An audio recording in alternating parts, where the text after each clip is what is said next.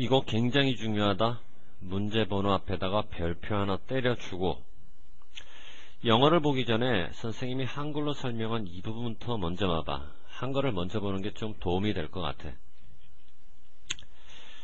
어떤 개인이 행동이 바뀌었어. 그 사람의 행동 변화를 지금부터 설명을 하는데 두 가지 방식으로 설명하자고. 첫째, 그 사람의 행동이 바뀐 이유는 선호구조 때문이다. 이렇게. 그럼 선호구조라고 하는 것은 뭐냐면 상품 소비로부터 얻는 그 사람의 만족감의 정도를 얘기하는데, 무슨 말이야? 어떤 사람의 취미가 사진 찍기야. 이 사람은 그동안 계속 애플폰만 사용하다가 이번에 삼성폰으로 바꿨어. 삼성폰으로 바꿨다는 얘기는 그 개인의 행동이 변화됐다는 얘기지. 삼성폰으로 바꾼 이유는 이번에 삼성폰에 장착된 카메라가 엄청나게 기능이 좋은 카메라라는 거지. 만족감이 향상된 거야. 선호구조로 설명을 하는 거지. 결론적으로 필자는 이와 같은 설명이 바로 경제학적 관점이라고 얘기를 한대.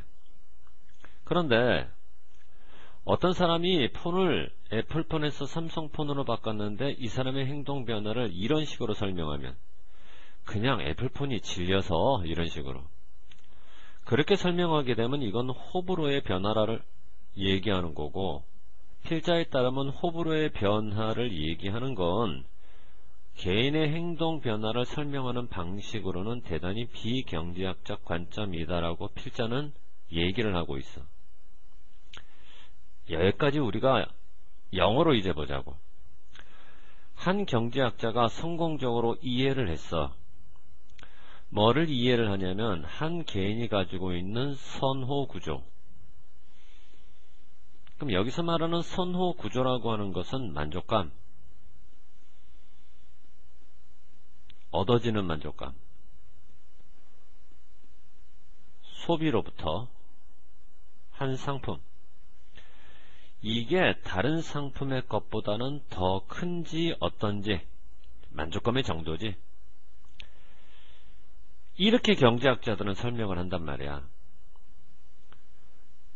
그렇게 설명하는 경제학자한테 만일 이런 식으로 설명하면, 행동 변화를 설명할 때 근본적인 호, 불호가 바뀌어서 그렇다라고 설명하면 그런 설명은 대단히 문제있는 설명이라고. 애플폰에서 삼성폰으로 바꿨어. 아우 질려서 그냥 뭐 이런 식으로. 그거는 문제있는 설명이지. 이렇게 비경제학적으로 설명을 하면 안 된다는 얘기야. 글을 읽는 우리들을 납득시키기 위해서 이 글의 필자는 사례 하나를 제시하는데, 자, 한글을 봐. 출산율이 갑자기 올라갔다가 그 출산율이 갑자기 떨어지는 이 현상을 지금부터 호불호의 변화라고 설명을 하면 이렇게 설명할 수밖에 없다는 얘기야. 자녀에 대한 취향이 갑자기 증가했다가 갑자기 감소해서 이렇게 설명할 수밖에 없다는 얘기지. 갑자기 아이가 갖고 싶어졌어요.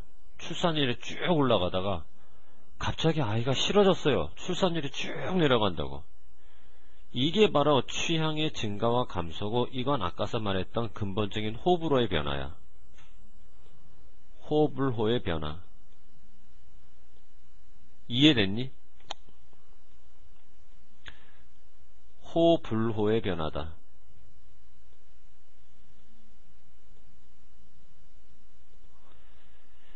출산율의 급증과 급락을 이렇게 호불호의 변화로 설명을 하게 되면 사망률의 증가와 사망률의 하락도 호불호로 설명할 수밖에 없다는 얘기가 되는 거야. 그렇잖아. 그러니까 죽음에 대한 욕구가 올라가고 내려감에 따라서 사망률이 증가하고 하락한다는 식으로 설명할 수밖에 없다고. 갑자기 죽고 싶어졌어요. 호지. 갑자기 죽기가 싫어졌어요. 불호란 말이야. 아니, 사망률의 급증과 급락을 그렇게 설명하면 되겠냐. 이건 잘못된 설명이라는 얘기를 필자는 이 사례를 가지고 우리한테 납득을 시키고 싶어 하는 거예요, 지금. 자, 영어로 보자고. 예를 들어서 베이비 붐, 출산율이 급증하다가 그 다음에 베이비 버스트, 출산율이 급락, 갑자기 떨어지는 거지. 실제로 1930년, 40년대 이런 현상이 발생했거든. 50년대인가? 잘 기억이 안 나네. 이거를 이렇게 설명하면 증가와 감소로 내재적 취향, 뭐에 대한?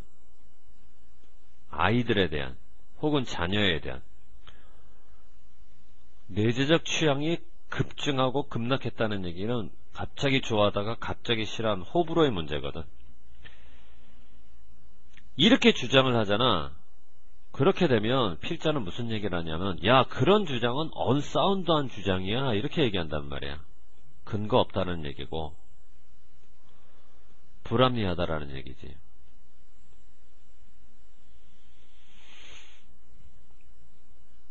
이렇게 주장을 하게 되면 모탈리티, 사망률, 이게 올라가고 떨어지는 것을 어떻게 설명할 수밖에 없냐면 내재된 욕구, 죽음에 대한 그 욕구가 아주 많이 바뀌어서 그렇다라고 얘기를 할 수밖에 없는데, 그런 식의 설명은 있을 수가 없다라는 얘기지. 이해됐냐? 무슨 말인가? 자, 이렇게 해서 출산율에 대한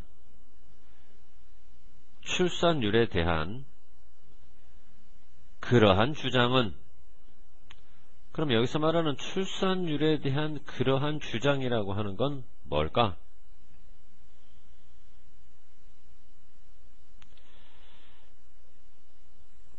대중들이 가지고 있는 내재적 취향이 증가하거나 감소한다는 주장을 얘기하는 거지. 자, 일단 밑줄 치고 화살표 별어두자. 자, 이 부분을 한글로 정리하게 되면 대중들의 내재적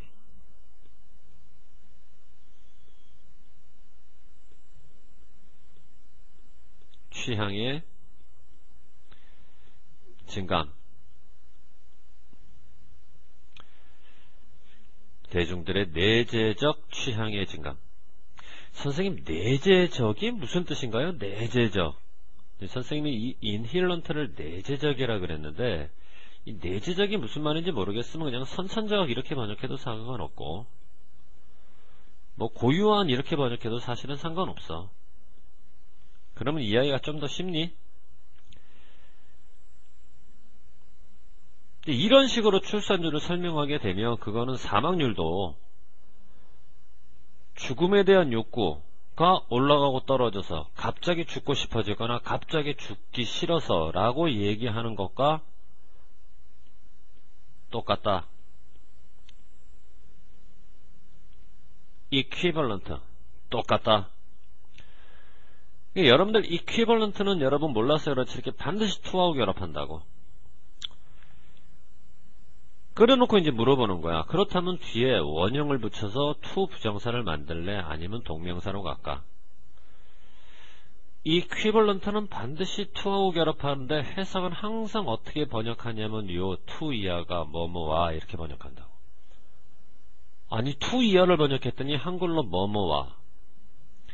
여기가 원래부터 동사니까 이런 번역이 나올까? 천만에 원래는 명사니까 이런 번역이 나오고, 그러면 이 자리에 동사가 들어갈 때는 동사가 동명사 형태로 바뀌어야 되는 거지. 이해됐니? 그러니까 to가 나왔다고 원형을 집어넣어서 부정사를 만들면 좀 곤란했다라는 얘기가 되는 거야. 자, 그 다음 중요한 건 뭐냐면 contribute을 쓰느냐 attribute을 쓰느냐 해놓고 to하고 연결시켰지. 자, 결론부터 얘기할게. contribute을 쓰고 싶잖아요, 여러분들이. 뒤에는 반드시 뭐가 나와야 되냐면 결과가 나와야 돼. 그러면 동사 앞에 나오는 이 주어는 원인에 해당하는 거겠지? 반면에 attribute을 수동태로 만들고 to를 쓰잖아. 원인이 나와야 돼. to 다음이. 그러면 동사 앞에 주어는 결과였다는 얘기가 될 거야. 그지? 그래서 결과와 결합하는 contribute은 어디 어디에 기여 이렇게 번역하고, 원인과 결합하는 수동태 be attribute to 하게 되면 뭐뭐 때문 이렇게 번역한단 말이야.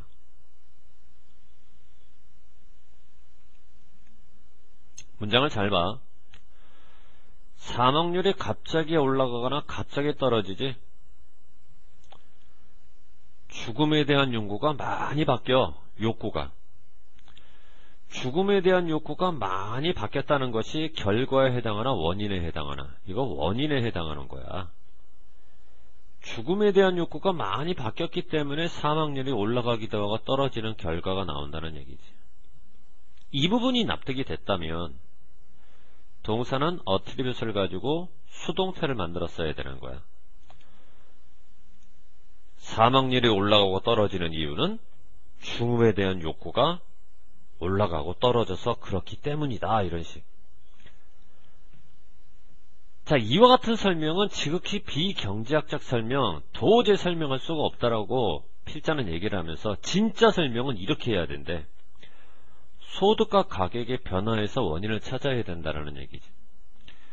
소득과 가격의 변화가 출생률에 영향을 미치는 요소라는 얘기인데, 예를 들어 갑자기 소득이 증가하잖아. 200만원 벌던 사람들이 한 달에 2천만원 번다고 생각해봐. 이제 돈을 가지고 모든 것들을 다 사서 만족을 하니까 그때부터는 자녀에 대한 선호가 증가하는 거야. 우리 아이나 한번 낳아볼까? 이런 식으로. 됐니? 자, 지금부터 경제학적 설명은 바뀌어서 그렇다. 소득과 가격이. 이게 바로 출산율에 영향을 미치는데, 소득이 증가하게 되면 그때부터 사람들은 아이들을 더 많이 원한다. 지금부터 귀 열고 똑바로 들어.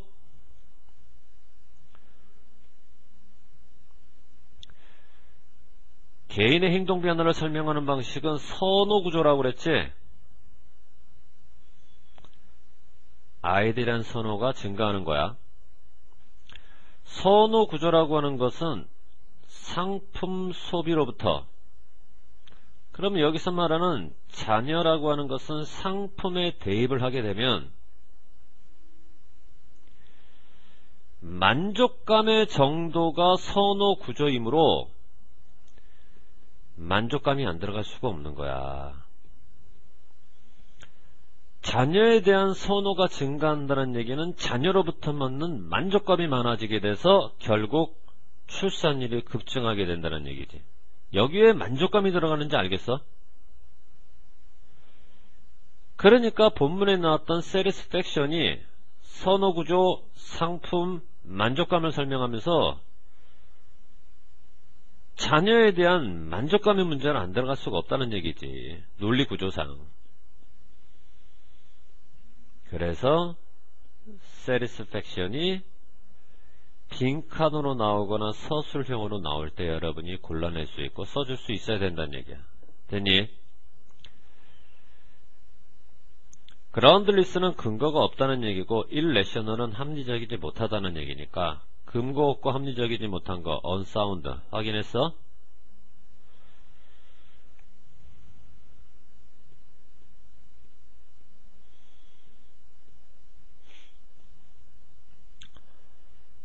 경제학적으로 설명하자고. 뭐를 설명하자고? 경제학적으로. 행동변화. 행동변화. 어떤 개념을 가지고? 만족감의 개념을 가지고. 취향이 아니라. 취향으로 얘기하자면 그거는 비경제학적 설명이라고 그랬지. 자, 넘어갈게.